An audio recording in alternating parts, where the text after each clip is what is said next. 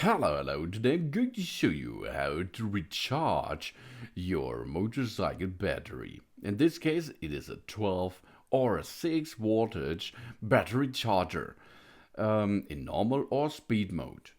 Here it is. This is a 12-volt battery for motorcycle. So let's do this. We connect the plus and the minus clamp of the battery charger onto the poles of our battery.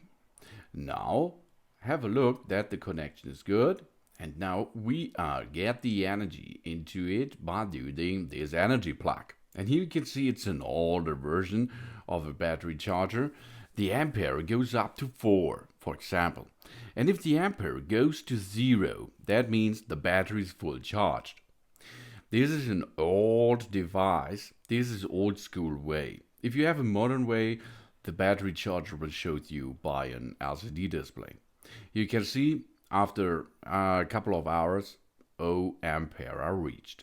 That means we can disconnect the battery charger. Now the battery should be full charged. Disconnect all the clamps and let's have a test. We're going to test now the plus and the minus pole on your battery, and we can see 13.9 voltage. This means the battery is full charge. Job's done.